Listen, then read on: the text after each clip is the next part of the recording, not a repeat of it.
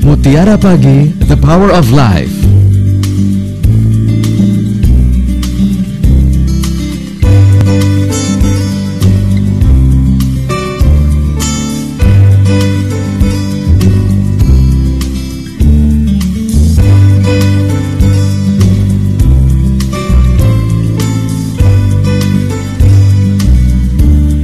Baik, Profesor Muda, sudah jam 5:15 pagi hari ini. Saya Hadi G. Amru masih menemani Anda dalam Mutiara Pagi. Dan kali ini kita bersama Bung Zainal Abidin, Rektor dari Institut Kemandirian. Ya, Bung Zainal. Iya. Tadi Anda mengatakan mengenai perbaikan diri dari hari ke hari lebih baik. Hari ini lebih baik dari kemarin, kemudian hari esok lebih baik daripada hari ini. Iya. Dan kalau hari ini lebih buruk daripada kemarin, berarti itu adalah orang yang sial, ya? Sial. Nah, bagaimana kalau kita agar tetap katakanlah lebih baik terus, kemudian hidup kita atau waktu kita pergunakan untuk ya berproduksi atau produktivitas kita meningkat begitu? Iya. Intinya kita memang yang pertama kita harus punya tujuan dulu. Karena begitu kita sampai tujuan, maka kalau kita masih hidup, biasanya kita menginginkan ada tujuan yang lebih tinggi lagi. Kemudian ketika kita sampai satu puncak, kita akan cari puncak yang lain, puncak yang lain, puncak yang lain. Jadi kalau misalnya kalau kita memang tidak mau rugi, tidak mau sial, sehingga harusnya kita memang selalu meningkatkan. Kalau memang tujuan sudah tercapai, ya kita cari tujuan lain yang lebih tinggi.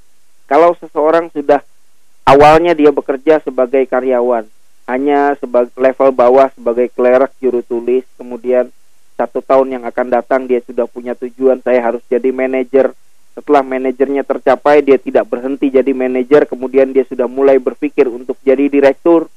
Nanti setelah sudah jadi direktur, dia sudah mulai berpikir untuk jadi pemilik usaha itu, gitu ya.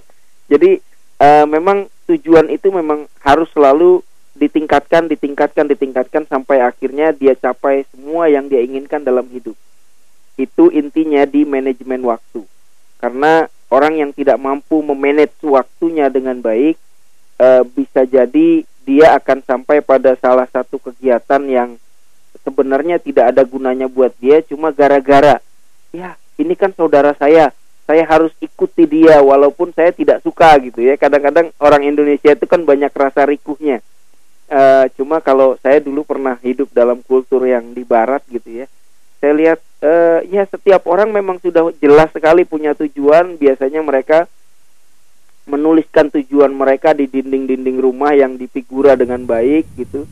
Tapi di Indonesia saya jarang sekali ada lihat yang seperti itu, gitu. Bahkan kegiatan sehari-hari, misalnya saya kemana itu sudah ditulis. Itu sudah jelas memang. Jadi mereka punya agenda, ya. Planningnya begitu jelas. Cuma biasanya orang Indonesia membiasakan dirinya hidup tanpa planning. Kata orang Barat itu kumaha engke wae katanya. Orang Jawa Barat itu. Bung Zainal, tadi Anda mengatakan mengenai ini, setelah menjadi manajer, menjadi direktur dan sebagainya. Dengan kata lain, untuk meningkatkan produktivitas itu kita tidak cepat berpuas diri, begitu? Iya. Berpuas diri hanya akan membawa kita pada kehancuran karena hidup selalu berubah.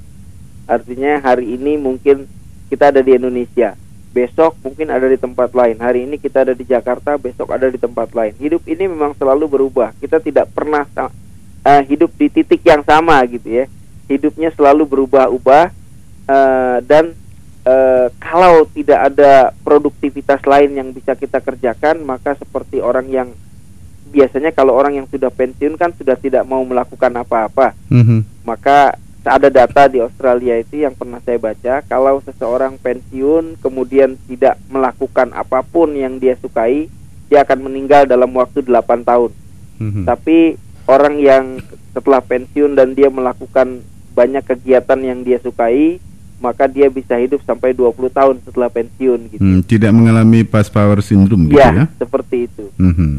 Ini ada SMS yang kita terima, Bung Zainal. Ada Ajeng di Bandung, 23 tahun.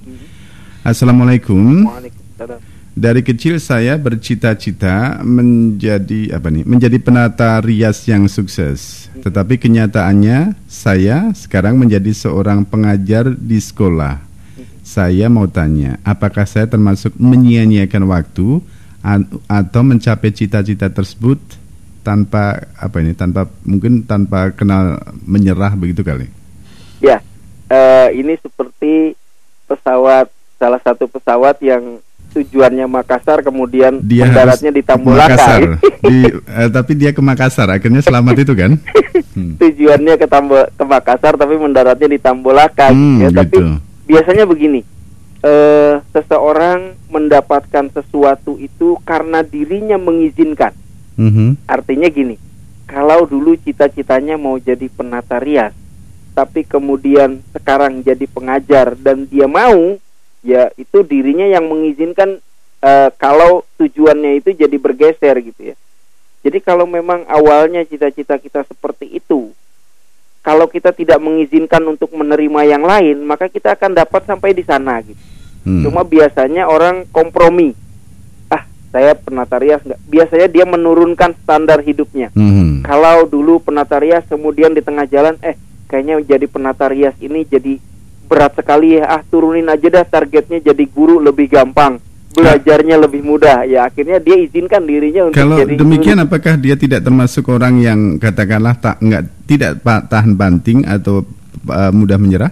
Ya, saya sih melihatnya dia sudah mudah menyerah karena jadi penata rias tantangannya lebih berat dibandingkan jadi guru gitu ya. Jadi guru hanya sekolah di IKIP dia bisa jadi guru. Tapi jadi penata rias dia harus belajar bertahun-tahun, bahkan dia harus artinya sering dibohongi, sering harus diomeli sama orang yang menggunakan jasanya. Ya jadi saya kira tolong kalau memang mau jadi penata rias, ya sudah jangan terima pekerjaan yang lain. Pokoknya saya ingin jadi penata rias dan jadikan itu satu-satunya tolok ukur kita bisa bergerak ke arah sana gitu.